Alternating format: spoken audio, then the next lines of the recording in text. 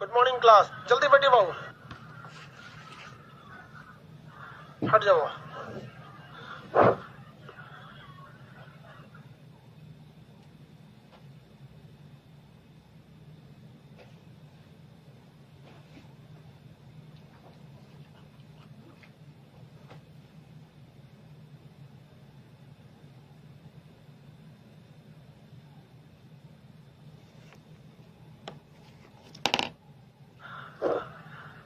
बाबू आप लोग जल्दी बैठिए, इससे पहले के क्लास लड़की लोग एडजस्ट हो जाएगी, लोग कहीं कहीं एडजस्ट हो जाइए, बीच में खाली जगह नहीं रहना चाहिए।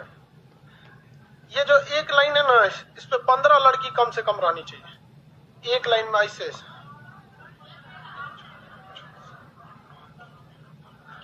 तो ठीक है, 15 एक लाइन पे रहनी चाहिए।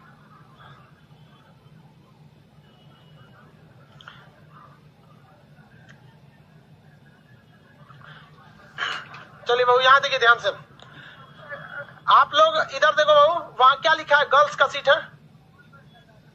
अरे वो हमको लगता है उसमें कोई डिफेक्ट है, वो लड़का नहीं है वो।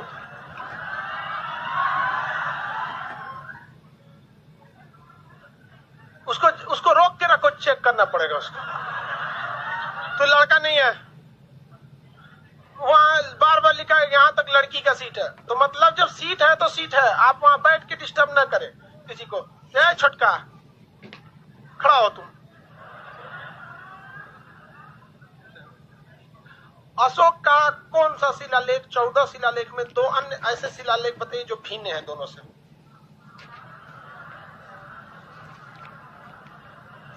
पूरा याद रहे चाहे ना रहे, मुस्कुराएगा तो जरूर। थूर देंगे हम, वहां पे भीड़ नहीं रहता तो वहां आके थूर देते भाई, बकलोल कहीं का। ये चश्मा वाला, ये इधर आ, कौन है? तो यहाँ ना एक सवाल पूछ। चलो स्टार्ट करते हैं लोग अशोक के बारे में। हाँ,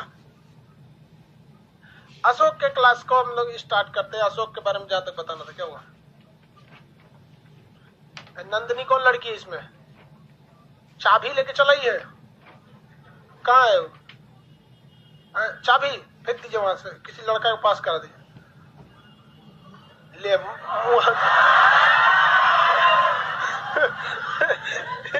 इसका मुंह फोड़ती रहती है। अरे फेंकने का मतलब 2-4 टो को पास कराना चाहिए।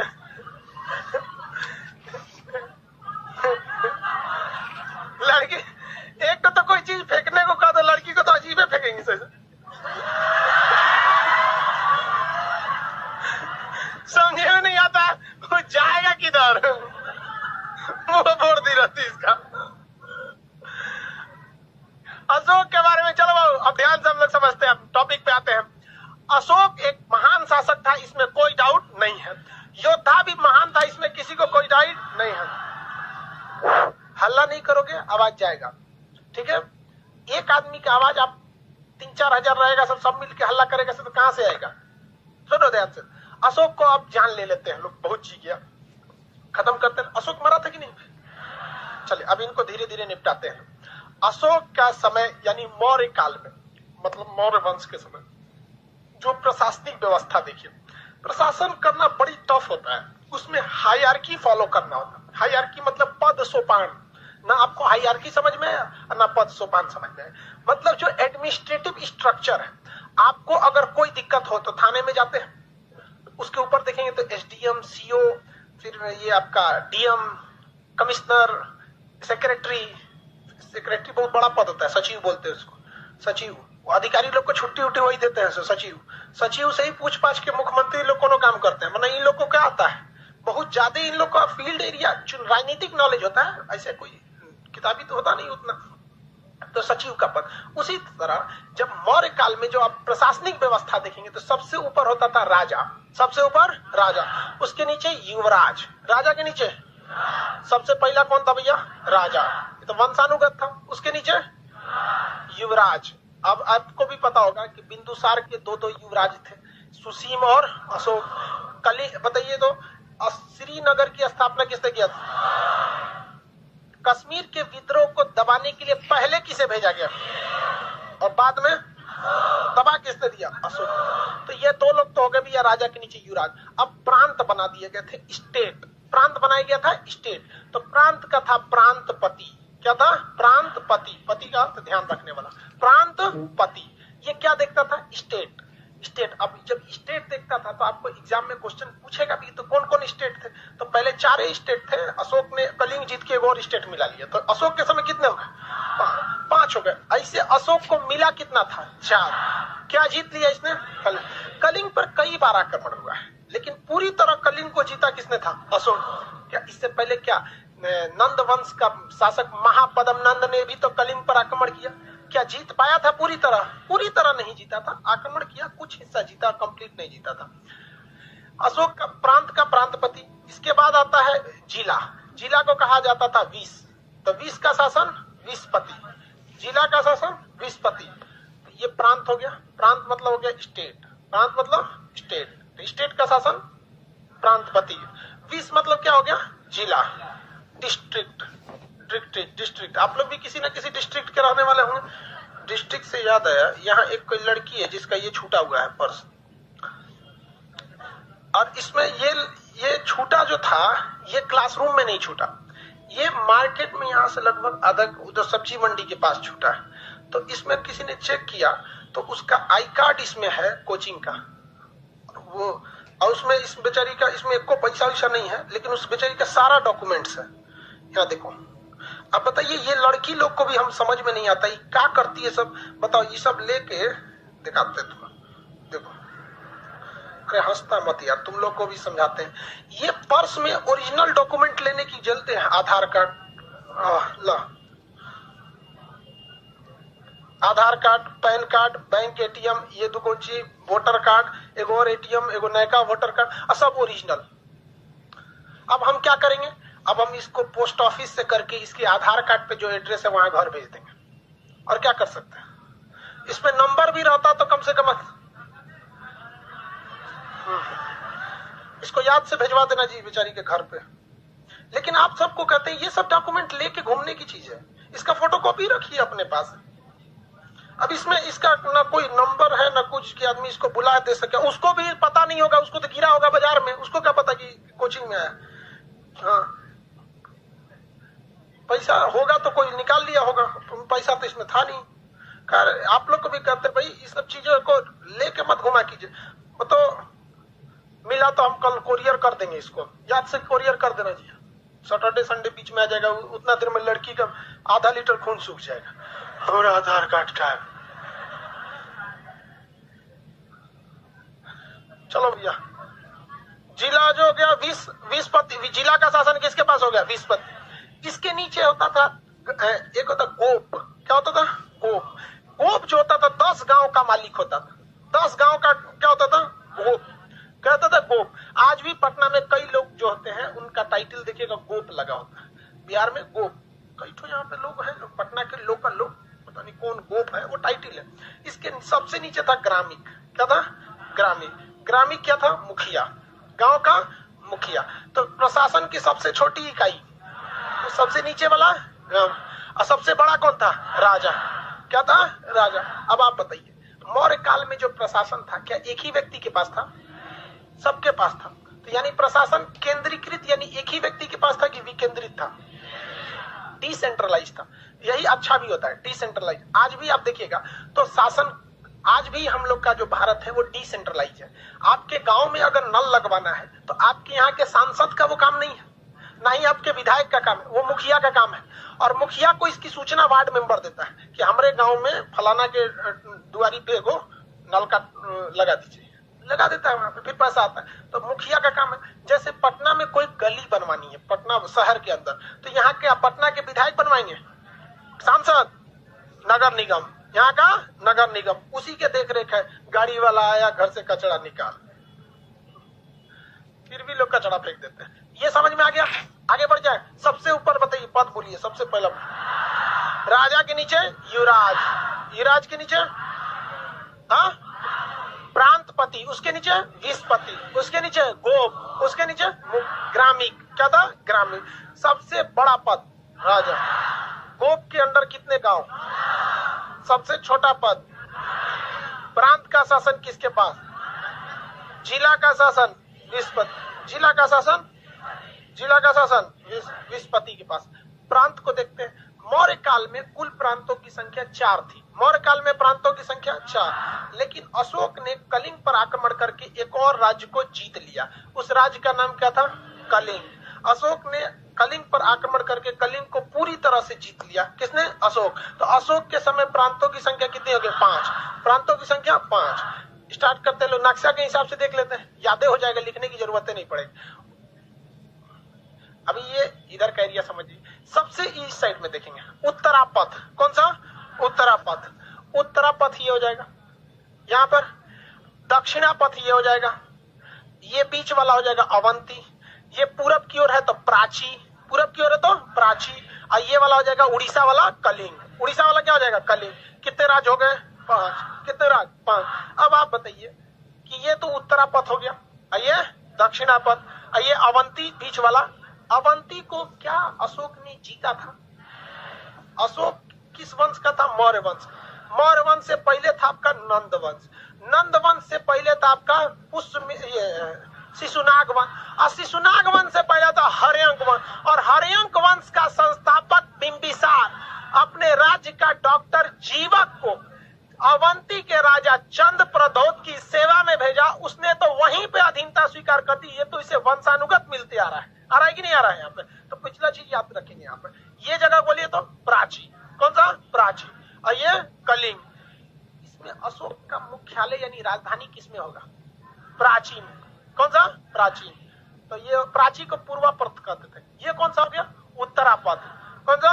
उत्तरापथ। ये दक्षिणापथ, ये अवंती, ये कलिंग, ये प्राची। प्राची की राजधानी पाटलिपुत्र। प्राची इसी में था। तो प्राची की राजधानी, प्राची की पाटलिपुत्र, प्राची की कलिंग की तोसली, कलिंग की कलिंग। देखिए हम पहले वही बता रहे जो आपको थोड़ा बहुत आइडिया। उत्तरापथ का बताइए तो तक्षशिला।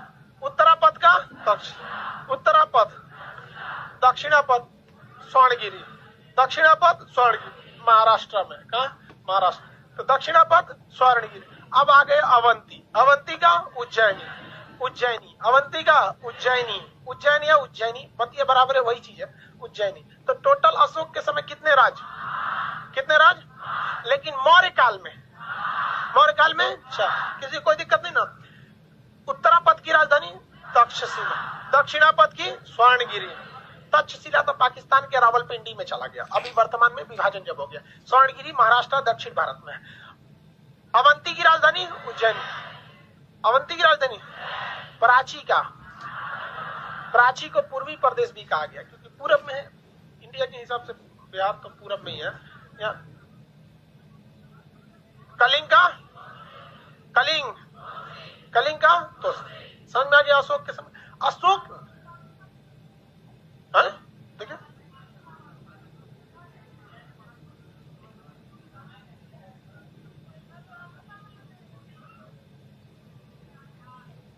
नहीं, आपका गड़बड़ हो गया। देखिए उत्तरापथ तक्षशिला पाकिस्तान। सुनिए ध्यान से, मटेरियल में हम देख लेते हैं। ये यहाँ पढ़ देते हैं। 5 थे जो निम्नलिखित है प्रांत और राजधानी। उत्तरापथ का तक्षशिला, दक्षिणापथ स्वर्णगिरी, अवंती उज्जैनी मध्य प्रदेश, प्राची यानी मध्य पाटलिपुत्रा। प्राची को मध्य प्रदेश बीच में लिख दिया ना, उसको पूर्वी प्रदेश बना लीजिए। क्या बना लेंगे? पूर्वी प्रदेश। गलती से मिस्टेक हो गया, बहुत ज्यादा गलती है, आई थड़ा चलता है। अगर गलती ना रहे तो आप मटेरियल को ध्यान से पढ़ेंगे, पढ़ते हैं ना, उतना तो होशियार हैं आप लोग। ब्रैकेट में लिख लीजिए। समझ में आ गया कि नहीं आ गया? कोई दिक्कत? किसमें सही करना है? अभी सोया था ये। चलो भाई यहाँ देखो, आगे बढ़े। 11 तारीख से ज्योग्राफी होगा। हैशटैग ज्योग्राफी क्लास लिखता है। शिवरात्रि 11 तारीख को है। 1 नंबर महाकाल, 1 नंबर महाकाल। पृथ्वी तीसरी आंख खोल देंगे महाकाल तो दिक्कत हो जाएगा कि नहीं? शिवरात्रि के दिन, इसलिए उसी दिन भूगोल देखते हैं। अच्छा, असल में लड़की सब उस दिन व्रत रहती है, उस दिन व्रत रहती है लड़की सब। वो कोई शाम को आए, चलो अब बोल दिए तो शिवरात्रि के दिन ले, 11 तारीख को शिवरात्रि है जी, तो गड़बड़ा गया तब तो भाई। देखो अरे चलो कोई बात नहीं, तो ले नीचे गिर गया, निकाल दूसरा दे दो, है कि नहीं, नीचे गिर। आए देखो भाई, शिवरात्रि यहीं पे आदमी, शिव जी का त्योहार है, मतलब बहुत, मतलब होली वगैरह टाइप का बड़ा की तो जरूरत नहीं। इतना दिन लॉकडाउन हुआ, अब तो छुट्टी का कोई जरूरत नहीं, ठीक है। चलिए ध्यान देते हैं यहाँ पे, पांचों याद रहेगा। किसी को कोई दिख, अरे यार चोट लग जाएगा, इसको चोट लग जाएगा, तुमको अंदर मत जाओ, चलो बैठो। चलो यहाँ देखो ध्यान से, उत्तरापद की राजधानी दक्षिणापद की उज्जैनी, अवंती की राजधानी उज्जैनी, प्राची का हाँ पाटले, और कलिंग का तो चलो यहाँ ध्यान दो आप सब लोग। कलिंग, अशोक की जो मृत्यु हो जाती है, अशोक का जन्म कब हुआ था ये बताइए, लाइव वाले लोग सारे लोग। 304 ईसा पूर्व अशोक ने अपना राज्याभिषेक कराया 259 ईस्वी। अशोक के समय जो कलिंग युद्ध हुआ, जो राज्याभिषेक के 8वें वर्ष यानी 261 ईसा पूर्व कलिंग की मृत्यु, अशोक की मृत्यु हो गई। 232 देखिए लिखा है कि नहीं, लाइन नीचे लिखा हुआ, हाँ लिखा सही है, सुनिए ध्यान से। अशोक की मृत्यु 232 ईसा पूर्व जब हो गई, तो अशोक का जो बेटा आया जिसका नाम था कुणाल, अशोक का बेटा कुणाल योग्य नहीं था। इवन की अशोक के बाद जो भी आया वो योग्य नहीं था। उसमें से अशोक ससुर कुछ गलती करके चल गए। कैसे, देखिए, एक तो इन्होंने बौद्ध धर्म को इतना ना वैल्यू दे दिया। ये बात हकीकत है कि इन्होंने दूसरे धर्मों के साथ भेदभाव नहीं किया, लेकिन बौद्ध धर्म को इतना वैल्यू दिए और बौद्ध भिक्षुकों को इतना दान दिए कि इनका खुद का खजाना खाली हो गया। अपने दो बेटा महेंद्र और बेटी संघमित्रा को कहां भेज दिए थे, श्रीलंका। कहां भेज दिए, श्रीलंका के राजा ने क्या अशोक की अधीनता स्वीकार की थी? नहीं, केवल बौद्ध धर्म को स्वीकार किया था। कौन सा बौद्ध धर्म, यहाँ बोलते हैं सिंघल, कौन सा, सिंघली, कौन सा, सिंघली। आज भी वहां बौद्ध वालों को क्या कहते हैं, सिंघली बौद्ध कहते हैं। अशोक का पूरा खजाना खत्म हो गया। अशोक ने हथियार को क्या कर दिया, छोड़ दिया, त्याग दिया, जिस वजह से डर लोगों में खत्म हो गया। और कहावत कहा जाता है, भय बिना प्रीत कहाँ। जहां डर नहीं वहां रिश्ते खत्म हो जाते हैं। किसी रिश्ते को निभाने के लिए 3 चीजों का होना बहुत जरूरी है। सबसे पहला इंसानियत, दूसरा डर, तीसरा जरूरत। ये 3 चीजें ही पूरी दुनिया को बांध के रखी है। दुनिया में आधे रिश्ते तो लोग केवल इसलिए निभा रहे हैं कि कभी कोई काम आ जाएगा, वरना आधे रिश्ते तो ऐसे खत्म हो चुके हैं। तो ये जरूरत है कि कभी ना कभी कोई काम आ जाएगा। डर है ससुरा, डर, समझ में आ गया कि नहीं। आप लोग यहाँ बैठ के शांति से हल्ला नहीं करते हैं क्योंकि आप लोग के अंदर भी किसी न किसी चीज का एगो डर है। हाँ, कभी भी थूर देंगे बहुत बुरा, चूर देते हैं एकदम पकड़ के बढ़िया से। तो एक डर है, दूसरा आपको जरूरत है, क्योंकि जिस दिन ज्यादा हल्ला करेंगे उस बैच को 10 दिन छुट्टी देंगे, लाइव वालों को पढ़ा देंगे। आपका 10 दिन छूटेगा, उन सबका नहीं छूटेगा, क्योंकि उनकी कोई गलती नहीं। तो आपके अंदर क्या है, डर है और जरूरत। इसके अलावे भी है आपके माँ बाप का दिया गया संस्कार, जो इंसानियत है आपके अंदर। तो आपके अंदर तीनों है। किसी किसी ससुरा में तीनों में कोनो नहीं है, समझ में आ गया। वही हल्ला करता है पीछे। तो रिश्ते निभाने के लिए तीनों चीज जरूरत होते हैं। अशोक ने सबसे पहले क्या त्याग दिया, हथियार त्याग। लोगों के अंदर इंसानियत थी, जरूरत भी थी राजा की, लेकिन राजा का डर खत्म हो गया। और यही सबसे बड़ा खराबी हो गया। हमेशा डर बना के रखिए और जरूरत बना के रखिए। जिस दिन आपकी नौकरी हो जाएगी ना, उस दिन आप, मेरी वैल्यू आपके आगे खत्म हो जाएगी, कम हो जाएगी, खत्म तो नहीं होगी। फिर आप नहीं समझते हैं, आप केवल शब्दों को पकड़ते हैं, अच्छाई गहराई से नहीं। जिस दिन नौकरी हो गई ना, किसी भी रिश्ते में 3 चीज की जरूरत है। जिस दिन नौकरी हो गई, आपका डर खत्म, जरूरत खत्म, बस इंसानियत के नाते रिश्ते रहेंगे। और अगर आप में बहुत से लोगों की इंसानियत तो खत्म हो जाता है, तो वो रिश्ते खत्म हो जाते हैं। और उनको, मतलब कई ऐसे लड़के हैं जिन्हें जॉब लग गया ना, तो उन्हें क्या लगता है, अरे यार जॉब लग जाएगा, आप मेरे पास आइए, नहीं आइए। तो ये बहुत, हमको कोई इफेक्ट नहीं पड़ता, लेकिन एक खुशी होती है कि माँ बाप ने आपको जन्म और संस्कार दिया, पढ़ाए लिखे, तो हम ही आपके आ जाने से या आपका एगो लड्डू खा लेने से हमारा जीवन पार ना हो जाएगा। लेकिन अपने आप पे थोड़ा खुशी होती है कि चलो, जिनको डांट उठ के जमीन पे बढ़ाए थे वो सब कहोगे। आते भी हैं, सो लड़का आता है, यहाँ पैसा नहीं है, मिठाई उठाई लेके आता है, वो कब आता है? जब सैलरी मिल जाता है, क्योंकि आधा किलो मिठाई लेवे नहीं करते हैं क्योंकि जानते ही चाचा इसके बाद ही दोबारा ना मिलेगा लग लो इसको आप। तो अशोक ने जो हथियार त्यागा, ये उसके लिए सबसे बड़ी क्या हो गई? भूल साबित होगी। अरे खुद हथियार मत चलाओ, राजू को दिए थे ना सेवा करने के लिए, परदेशक को दे देता लाठी, घूम घूम मार ससुर यहाँ पे, डर तो बना रहता। इसलिए इसका जब बेटा आया कुणाल, तो कुणाल उतना योग्य नहीं था, और कुणाल के बाद अंतिम शासक, कोई भी योग्य शासक नहीं हुए सर। अंतिम शासक बृहद्रथ, अंतिम शासक बृहद्रथ, अंतिम शासक। अब बृहद्रथ के समय ये कलिंग का राजा, देखिए जब अशोक ने हमला किया था तो कलिंग का राजा नंदराज, कलिंग का राजा नंदराज। लेकिन जब पाटलिपुत्र में अशोक मरा, कुणाल आया, ऐसे ऐसे करते करते अंतिम शासक जब आए बृहद्रथ, तो यहाँ पे भी शासक बदल गया, नाम हो गया खारबेल। क्या हो गया?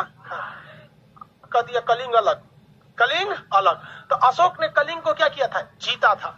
लेकिन अशोक का मौर्य वंश के अंतिम शासक बृहद्रथ के कलिंग क्या हो गया? भारत से अलग हो गया, और इसके कोई भी योग्य शासक नहीं बचा। इसके अधिकारी लुटेरे हो गए, जहां तहां पैसा लूटने लगे लोग, प्रांतपति, विषपति, ये सब घूसखोर हो गए, सब भ्रष्टाचार बढ़ गया, जिस वजह से इसके दरबार में मतलब चोर वाले अधिकारी ज्यादा घुस गए सब। इस वंश का अंतिम शासक बृहद्रथ थे, वो थे बकलोल। उन्होंने पुष्यमित्र शुंग को अपना सेनापति नियुक्त कर दिया। किसे किया?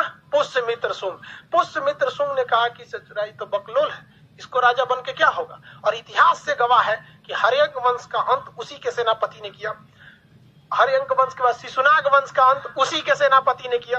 नंद वंश को तो खैर उसका सेनापति नहीं, चंद्रगुप्त मौर्य मारा था, लेकिन मौर्य वंश का अंत उसके अंतिम शासक बृहद्रथ द्वारा नियुक्त उसका खुद का सेनापति पुष्यमित्र शुंग ने क्या किया? तलवार लिया इसे और कहा कि चलिए सेना के परेड में, समझ में? सेना के परेड में गॉड ऑफ ऑनर का प्लेट लिया जाता है ना, आप किए होंगे, तो इसे गॉड ऑफ ऑनर का प्लेट दिया जाता है इस तरह सबको। राजीव गांधी को भी मारा गया था इस तरह श्रीलंका में, गॉड ऑफ ऑनर का प्लेट लिया था, तो बंदूकें से मार दिया, वहां पे कंधे टूट गया था इनका वहां पे।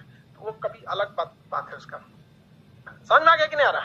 तो अशोक ने बृहद्रथ को उसने क्या कहा कि चलिए हम आपको क्या करते हैं, मतलब परेड में ले जाते हैं। अब परेड में ले गया, एगो सिपाही को सिखाया था कि मार देना, गटैये काट देना सीधे, तो जाके सैल्यूट ले रहे थे, मार के छपाक से गटैये उड़ा दिए, जा यहाँ पे खत्म हो गया बृहद्रथ। और किस वंश का अंत हो गया?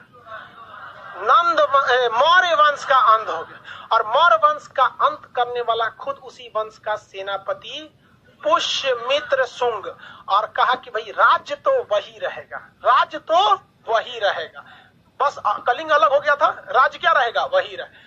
बस यहाँ जो पोस्टर लगा हुआ है हर जगह मौर्य वंश का, वो पोस्टर चिपका के मिटाकर वहां शुंग वंश लिखा जाएगा।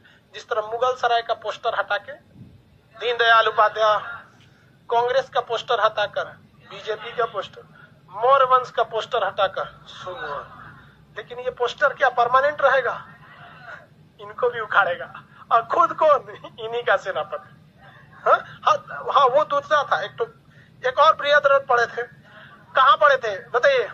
जरासंध के समय, याद है?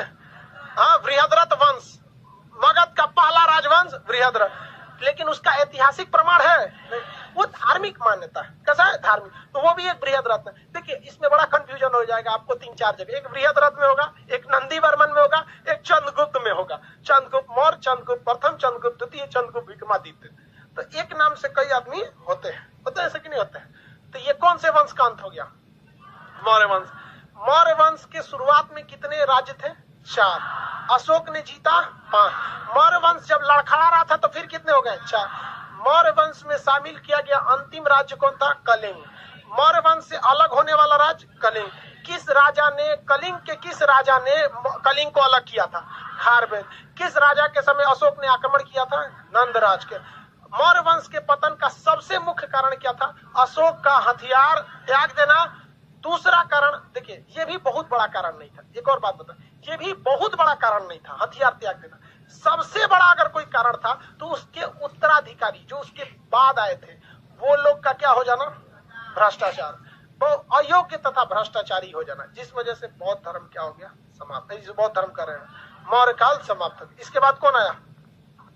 शुंगवन। स्टार्ट किया जा शुंगवन। रेडी है? लाइए तो क्वेश्चन थोड़ा सा पूछ देते हैं। क्वेश्चन पूछे बताएंगे अशोक के बारे में, मौर्य वंश से पूछते हैं।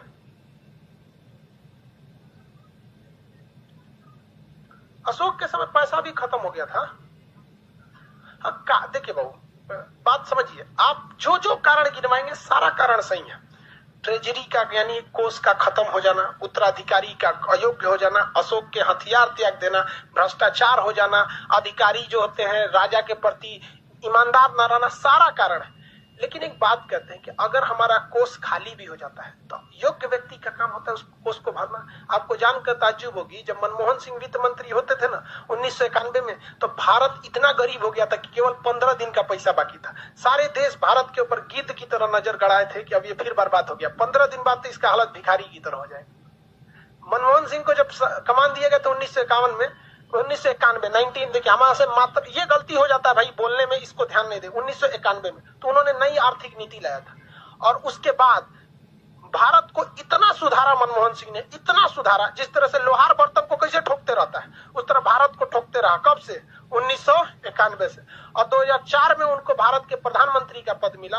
और जब ये 1991 में हालत ये था कि भारत के पास केवल 15 दिन का पैसा था, और जब ये 2004 में जब शासन किए और 2004 से 2014 तक जब ये शासन रहे, तो भारत को पीपीपी मॉडल यानी परचेजिंग पावर, यहाँ भारत की परचेजिंग पावर खरीदने की क्षमता कितने दिन की थी? 15 दिन। 15 दिन के बाद भारत के पास खरीदने का पैसा नहीं था। और जब 2014 में मनमोहन सिंह ने अपना कमान नरेंद्र मोदी को सौंपा, तो पूरी दुनिया में परचेजिंग पावर के हिसाब से भारत को 3rd नंबर पे लाके रख दिया, पूरी दुनिया में 3रा नंबर। ये क्षमता था। तो ये भारत वाले ऐसे भाई साहब यहाँ ठान लेते हैं तो एक से, इसलिए आप देखिएगा नरेंद्र मोदी को भी देखिएगा, वो अपनी भाषण में कांग्रेस को क्रिटिसाइज करते होंगे, डायरेक्ट मनमोहन सिंह को भी नहीं करते, क्योंकि मनमोहन सिंह कभी राजनेता थे ही नहीं, वो एक अधिकारी थे, वहां पे वो राजनेता नहीं रहते। वो बहुत देश के, कभी भाषण सुने उनका? 10 साल कार्यकाल में 3 बार भाषण दिए, वो भी एक बार जब शपथ लिए, एक बार जब जा रहे थे तब, एक बार बीच में। तो वहां पे राजनेता वाला। और वही मोदी जी को देखिए, मोदी जी एक मतलब एकदम प्रखर राजनेता है, भाषण देते हैं मित्रों, चुप, चलो ध्यान से देखो आगे। देखिए इस वंश, नंद वंश के संस्थापक महापदम नंद, मौर्य वंश के संस्थापक चंद्रगुप्त, सेल्यूकस निकेटर ने जब भारत पर आक्रमण किया तो भारत का राजा, सिकंदर ने जब भारत पर आक्रमण किया तो राजा, हाँ, चंद्रगुप्त मौर्य का बंगाल में जो अभियान, जो अभिलेख मिला है उसका नाम क्या है? महास्थान अभिलेख। चंद्रगुप्त मौर्य के किस अभिलेख से अकाल की जानकारी मिलती है? हाँ, सागौर अभिलेख। ऐसे मरियल की तरफ बोलेगा लोग दिमाग खराब हो जाता है। सागौर अभिलेख कहां पर है? गोरखपुर में, गोरखपुर यूपी में है। आगे देखिए, चंद्रगुप्त मौर्य किसके नेतृत्व में दक्षिण भारत चला गया था? हाँ, चंद्रगुप्त मौर्य किसके नेतृत्व में दक्षिण भारत? भद्रबाहु के नेतृत्व में। चंद्रगुप्त मौर्य ने जूनागढ़ में कौन सा झील बनवाया था? सुदर्शन झील में कितने राजाओं के नाम है? मतलब वो जो जूनागढ़ अभिलेख उसमें 3 राजाओं के। राजा के सप्तांग सिद्धांत किसने दिया था? चाणक्य ने दिया था। चाणक्य की पुस्तक का नाम क्या है? बिंदुसार के मुख्य रूप से कितने बेटे? बिंदुसार ने किससे दार्शनिक अंजीर तथा शराब मांगा था? सीरिया के नरेश का नाम क्या था? एंटियोकस। राजदूत का नाम डैमेकस। सीरिया के नरेश ने कौन सा चीज देने से मना कर दिया? दार्शनिक देने से मना कर दिया। अमित्र घात किसे कहा जाता है? बिंदुसार को। अमित्र घात बिंदुसार की मृत्यु के बाद मगध का सिंहासन किसे दिया गया? अशोक ने कलिंग पर आक्रमण कौथे वर्ष किया था? राज्याभिषेक के कौथे वर्ष? कलिंग आक्रमण के बाद अशोक को बौद्ध धर्म की शिक्षा किसने दिया था? अशोक ने बौद्ध धर्म के प्रचार के लिए अपने बेटा को कहां भेजा? अशोक की सबसे फेवरेट पत्नी। अशोक के अभिलेख को किसने फालतू समझ के फेंक दिया? पैंथर। अशोक के अभिलेख को पढ़ने की प्रेरणा? अशोक के लघु शिलालेख की संख्या? किस अभिलेख में अशोक ने खुद को मगध का सम्राट बताया है? राजस्थान के भबरू अभिलेख में। राजस्थान के भबरू अभिलेख की चर्चा किस पुस्तक में है? त्रिपिटक। किसमें है? त्रिपिटक। अशोक के किस लघु शिलालेख में मोर बना हुआ है? लौरिया नंदन का। अशोक का कौन सा शिलालेख है जो बहुत छोटा है और टेक्स्ट से संबंधित है? रुमनदेही अभिलेख। अशोक का सबसे बड़ा शिलालेख। अशोक को शिलालेख लिखने की प्रेरणा किससे मिली थी? डेरियस से। अशोक को पत्थर कहां से मिला था? हाँ, चुनार से मिला था। अशोक के किस अभिलेख को रानी का अभिलेख कहते हैं?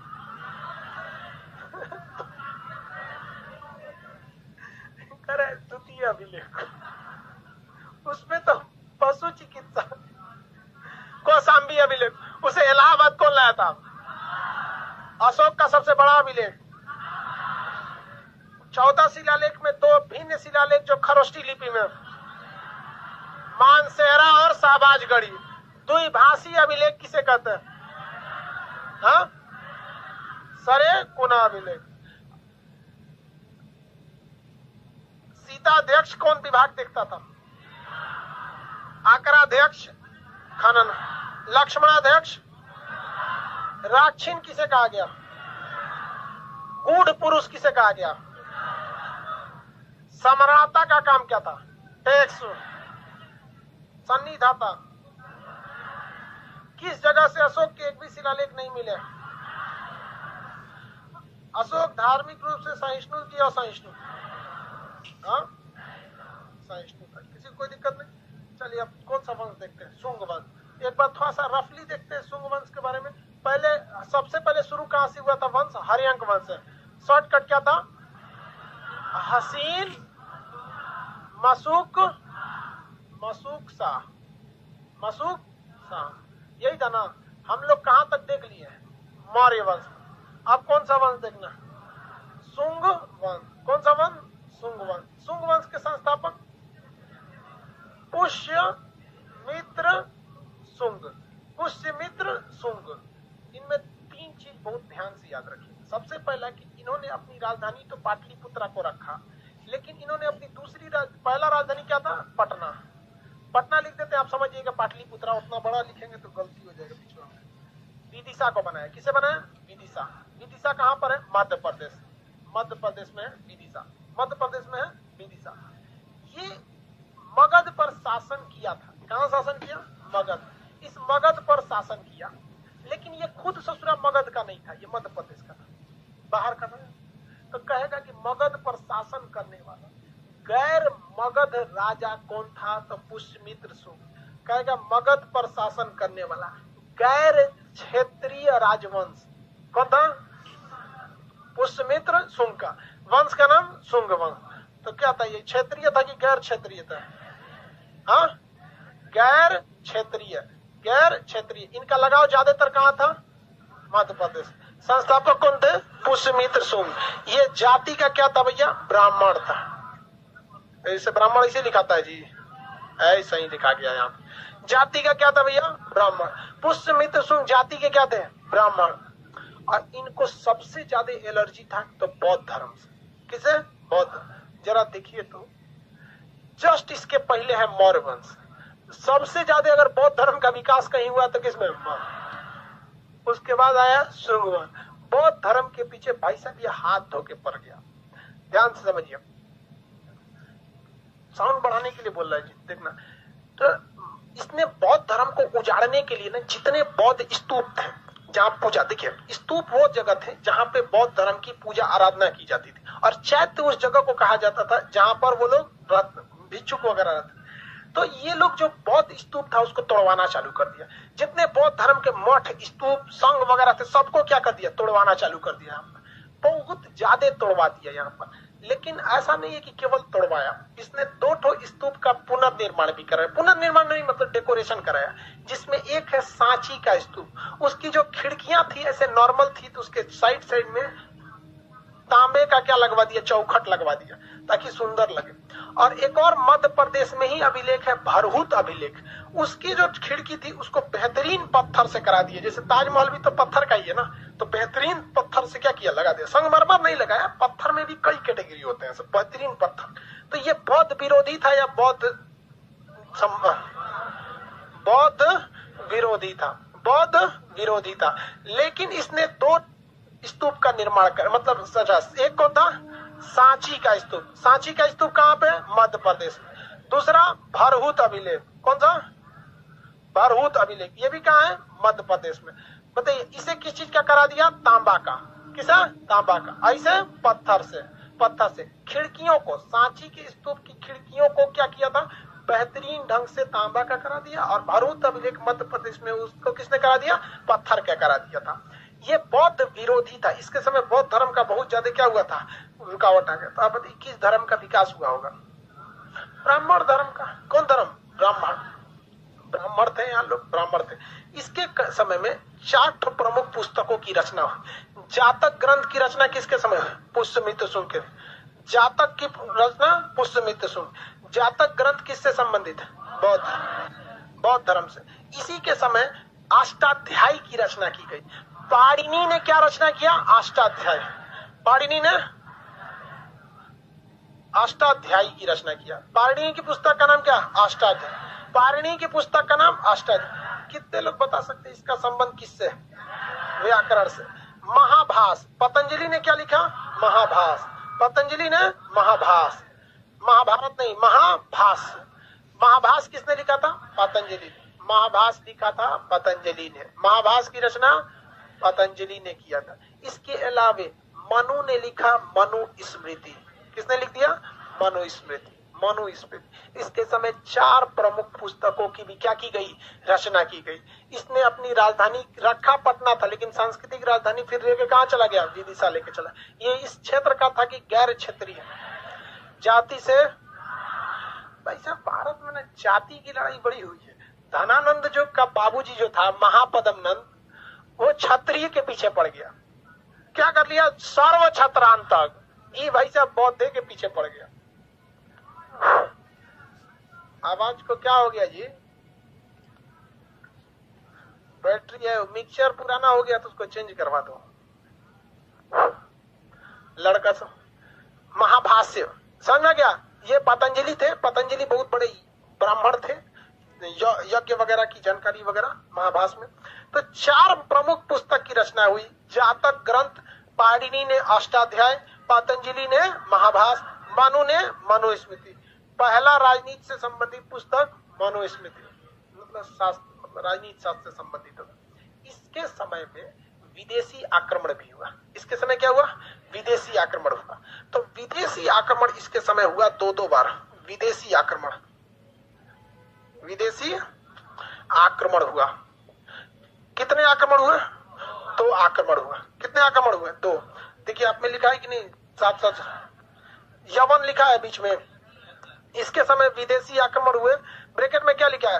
यवन। या 2 हुए थे पुष्यमित्र शुंग के समय। डेमेट्रियस था और मिनांडर, 2 थे प्रमुख थे सब, डेमेट्रियस और मिनांडर।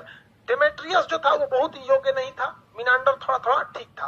तो इसके समय विदेशी आक्रमण कितने हुए? 2। कितने विदेशी आक्रमण? 2।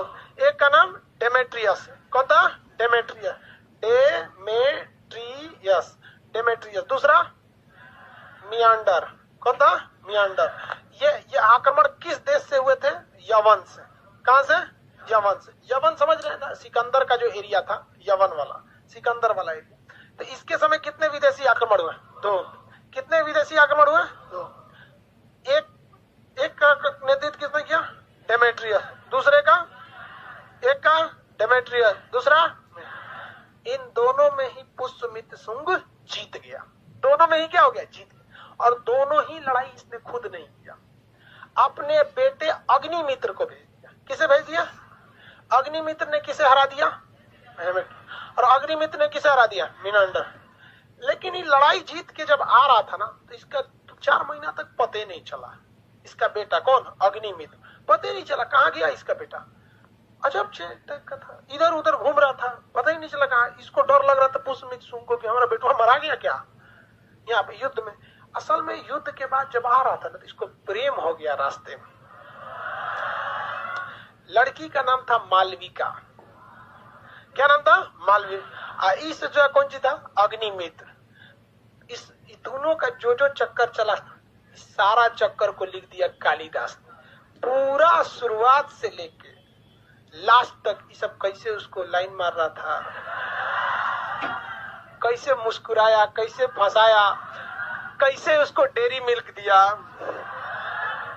इससे डेयरी मिल्क अगर कोई लड़का खरीद रहा है ना तो 90% संभावना है अपने लिए नहीं खरीद रहा है। समझा कि नहीं? लड़का सबको अच्छा लगता है। हाँ, बहुत पुराना है डेयरी मिल्क। चलो ध्यान से देखो, सब सीबीएसई वाला खाता है, नाश्ता में डेयरी मिल्क खाएगा। इस सारा का सारा किताब में किसने लिख दिया? कालिदास। और किताबों को नाम लिख दिया मालविकाग्निमित्र। किताब का नाम क्या लिख दिया? मालविका। संग में रहे तो मालविकाग्निमित्र में किसके प्रेम की चर्चा है? मालविका और अग्नि। इतिहास गवाह है ससुराई, प्रेम का चक्कर सदियों से चलते आ रहा है। बहुत खराब है चक्कर, समझा रहे ना बाबू भैया? बहुत खराब चक्कर है इस सब चक्कर में नहीं रहना चाहिए। खैर, हमारे समझाने ना समझाने से आपको रत्ती भर फर्क नहीं पड़ता है, सब समझ जाएगा। ये सब नहीं समझेगा सब आप लोग। चलो ध्यान से देखो। हाँ, स्टडी से प्रेम करो, अपने करना बहु गया। स्टडी से प्रेम करो यार, दूसरे को समझा रहा है। देखो ये सब लाइन में देखो भाई, प्रेम व्रेम वाला लाइन बहुत खराब होता है। इस लाइन में जो गया वो तभी लौटेगा जब वो लात खाएगा, और खुशनसीब वो है जो पहले ही लात खा गया। क्योंकि वक्त बर्बाद होने से पहले एक बार लात खा जाएगा ना, तो कहा जाता है दूध से जला हुआ लस्सी फूंक के पीता है। एक बार लात खा जाएगा ना, फिर उसका हिम्मत होगा दूसरे को उठा के देके मुंडी भाड़ में जो यहाँ पे। तो आप लोग अगर चले गए हैं इस दुनिया में, भगवान से दुआ कीजिए कि जल्दी से जल्दी लात खाना, क्योंकि लात खाना फिक्स है। लेकिन यही है कि पहले लात खा जाएंगे तो टाइम बच जाएगा, नहीं तो अभी क्या हो जाएगा, करियर भी जाएगा, टाइम भी जाएगा। तो दोनों को हराने का काम किसने किया? अग्निमित्र। डेमेट्रियस को हराया अग्निमित्र, अब मीनांडर को हराया। मीनांडर हार के जा रहा था, तब तक रास्ते में मिल गए नागसेन। कौन मिल गए? नागसेन। मीनांडर को कौन मिल गए? नागसेन। तो नागसेन ने इनको बौद्ध धर्म की शिक्षा दिया। किसकी शिक्षा दिया? बौद्ध धर्म। तो मीनांडर को बौद्ध धर्म की शिक्षा किसने दिया? ना। और इसकी जानकारी उन्होंने एक पुस्तक में लिखी जिसका नाम है मिलिंद पन्हो। नाम क्या है? मिलिंद पन्हो। क्या नाम है? मिलिंद पन्हो। मिलिंद पन्हो क्या चीज है? तो एक पुस्तक है। इस पुस्तक में किन दो लोगों के वार्तालाप, बातचीत की चर्चा है? मीनांडर और नागसेन। मीनांडर पहला यमन आक्रमणकारी था जिसने कौन से धर्म को अपना लिया? बौद्ध धर्म को अपना लिया था। तो मिलिंद पन्हो क्या है भैया? किताब है। मिलिंद पन्हो क्या है? किताब है। इसकी जानकारी किस किताब में? मिलिंद पन्हो। मिलिंद पन्हो ये क्या है? किताब है। इन दोनों को हराने का काम किसने किया था? अग्निमित्र। अग्निमित्र इन दोनों को हरा दिया था। मालविका अग्निमित्र किसने लिखा? कालिदास ने। किसने लिखा है? कालिदास। इस सचुरा को लगता था पुष्यमित्र सुंको के हम ही बहुत बड़ा शेर है। क्या है? हम ही बहुत बड़ा शेर है, क्योंकि दुद्दू को हरा दिया तो मन बढ़ गया। तो इसके दरबार में पुरोहित थे। पुरोहित मतलब पंडित जी। पंडित जी का नाम था, देखो कहाँ गया, पतंजलि, महाभास वाले पतंजलि। पतंजलि से कहा कि देखो हमारा बेटा जो है अग्निमित्र, ये जो है बहुत बड़ा योद्धा है, ठीक है, भले अभी इधर उधर चक्कर में फंस गया, वो अलग बात है। यहाँ पर लड़का सब जो होता है ना, लड़के की प्रेम जो होता है मेहंदी की तरह होता है। एक बार चढ़ गया ना तो फिर वो उतर जाएगा कुछ दिन में। ये बात भली भांति किसको पता था? पुष्यमित्र सुंग। लेकिन ये बात अफसोस की बात है, आज तक किसी लड़की को पता नहीं चला।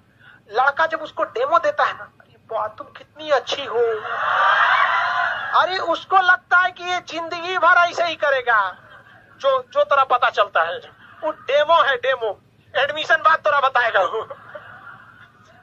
तो दुनिया में सबसे मतलब लड़की जब समझ रहे हैं ना, वो लड़की कुल्हाड़ी पे पैर मार रही है जो लड़के के प्रेम पर भरोसा करे। हम गलत बोल रहे हैं? ये वही कहेगा गलत जो अभी डेमो दे रहा है। तो ये बात किसको पता था? पुष्यमित्र सुंग को, कि अग्निमित्र अभी ना पगलाया है, ये मेहंदी धीरे धीरे उतरेगी जब। और एक वक्त आता है कि मेहंदी ऐसे उतरती है कि दिखने पे याद भी नहीं रहता है कभी मेहंदी भी लगा। तो तू लोग ऐसा खचरा है लोग कि कोई वक्त था जब आप अपने कॉलेज लाइफ में हुए होंगे, मैट्रिक या उससे पहले, तो कोई आपकी जिंदगी किसी के नाम से शुरू होती होगी, खत्म होती होगी, और आज उसका नाम भूल गए होंगे लोग। ये जीवन की सच्चाई है, जो इसे समझ गया उसके लिए जीवन बड़ा सरल है, क्योंकि छोटी सी जिंदगी में क्या क्या ठोकरें खा के सहेंगे। समझदार इंसान वही होता है जो दूसरों के ठोकर से खुद कुछ सीख ले सके। तो ये जानता था। ये क्यों जानता था? हमको लगता है अपने समय में योग कचरे हो गए। कहा कि मेरा बेटवा सुधर जाएगा, आप 2 गो अश्वमेघ यज्ञ कराइए। अश्वमेघ यज्ञ बताइए, घोड़ा छोड़ दिया जाता है और जो अजुराएगा, जहां तक घोड़ा गया मेरा। अब पीछे से फौज चलती थी, जो तैयारी में आ रहा है यहाँ पे। अब हट गए लोग, तो 2-2 तो अश्वमेघ यज्ञ किसने कराया? पुष्यमित्र। अश्वमेघ यज्ञ, कितने अश्वमेघ?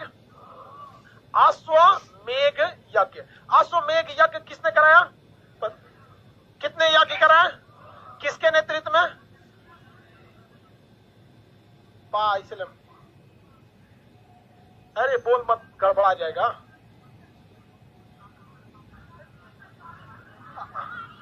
पतंजलि नहीं रहेगा, लकड़ियां ज्यादा हो गया। पतंजलि, ठीक है, चलो ध्यान से बोलते हैं तो गड़बड़ा जाता है लिखने में। हमारा दिमागवा से चुरा के उतना तेज काम नहीं करता है। गाना बज जाएगा ना तो हमको सब चीजें भूला जाता है। मतलब अगर गाड़ी में गाना बजा दिए, हम अगर चला रहे हैं गाड़ी और अगर गाना बजा दिए तो सोचो हम लड़ा देंगे। ज्यादा ध्यान का नहीं। आप लाइफ में मल्टीपल फोकस नहीं कर सकते किसी चीज में। मल्टीटास्किंग कर सकते हैं, मल्टीपल फोकस नहीं कर सकते। इसका मतलब या तो आप गाने पे फोकस कर रहे हैं या तो ड्राइविंग पे फोकस कर। तो हमसे तो सिंगल फोकस हो पाता है। तो अश्वमेघ यज्ञ कितने कराया? 2। किसके नेतृत्व में? पतंजलि।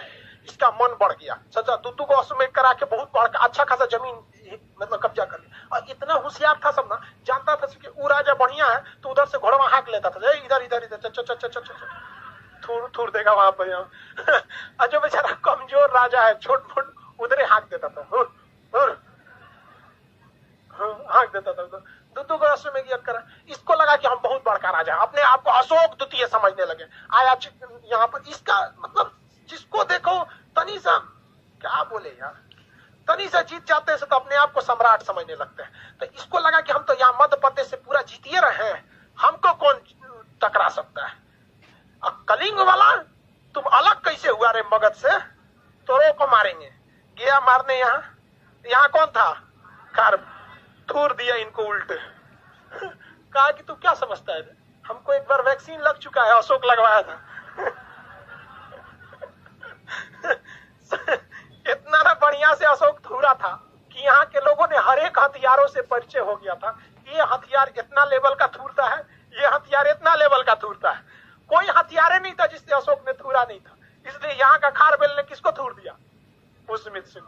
मुंह झुझुआ गया, इनका गया है। इनको लगता था कि 2 यमन आक्रमणकारी को मार दिए और घोड़ा छोड़ के हाँक दिए, सब जीत जाएंगे। कलिंग वालों ने क्या कर दिया? थूर दिया। कलिंग के पास न भाई सब हाथियों की फौज बहुत ज्यादा थी और जंगल में ये लोग जाते थे, लोग युद्ध में। कलिंग में सबसे आधा जंगले था, बहुत बड़ा जंगल था। इसकी फौज जमीन पे भी रहती थी, पेड़ों पे रहती थी, इधर उधर जहां तहां छेद छाद के मार दिया सब बढ़िया से इन लोग को।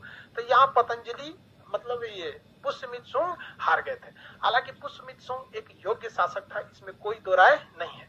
इस वंश के शासक, कई शासक हुए सब। इसी समय एक और यमन से दूत आया था। अब कोई आक्रमण करने नहीं आया था, क्यों? पता था कि इसका क्या हाल हुआ है। डेमेट्रियस थुरा के गया है, मिनांडर थुरा के गया है, वो किताब लेके गया है। तो अब आया हेलियोडोटस। कौन आया? हेलियोडोटस। हेलियोडोटस आया तो वो युद्ध करने नहीं आया, यहाँ शिक्षा लेने आया। कौन शिक्षा? बौद्ध धर्म की शिक्षा। कौन शिक्षा? बौद्ध। ओकरा उठा के हिंदू धर्म की शिक्षा दे दिया। यही बौद्ध धर्म है रे। उसको भागवत धर्म की शिक्षा दे दिया। किस धर्म की? भागवत। विष्णु भगवान की मुख्य आराधना जो होती है वो भागवत धर्म में होती है। तो विष्णु भगवान के ही अवतार थे कृष्ण जी, विष्णु भगवान के थे राम जी। तो भागवत धर्म की शिक्षा दे दिया। उसको लगा कि हम कौन सा धर्म ले रहे हैं, खूब मन से पढ़ रहा था। और जब पढ़ लिया भागवत धर्म तो कहा कि यही ठीक है। यही क्या है? ठीक है। बचपन से लेके जब तक मर नहीं जाता है व्यक्ति को संस्कारों में बांध दिया जाता है कि अगर तुम अपनी माँ के गर्भ में हो तो वो भी एक संस्कार है, पूजा पाठ है। जन्म लिया, मुंडन से लेके, जनेऊ से लेके, शादी ब्याह से लेके, एक संस्कार में जीवन को 16 संस्कार में बांध दिया गया। अब बाकी धर्म में ससुरा हो गया, काम खत्म, संस्कार बांधने के लोग। तो उसने कहा कि भाई साहब देखो यही धर्म को अपना लेते हैं। तो भागवत धर्म किसने अपना लिया? हेलियोडोटस। क्या हेलियोडोटस आक्रमण करने आया था? हाँ, वो शिक्षा लेने आया था। कौन सा शिक्षा मिला इसको? भागवत धर्म। कौन सा शिक्षा? भागवत धर्म। तो भागवत धर्म की शिक्षा मिली। अब टाइम आउट हो गया, आगे पढ़ा के शुंगवंश को खत्म कर देंगे, ठीक है। टाइम आउट होने से एप्लीकेशन वालों का अपने से कट जाता है। वैसे भी आप लोग का कहीं और भी क्लास होता होगा तो डिस्टर्ब हो जाएगा। आज के लिए इतना ही, आगे का क्लास कल।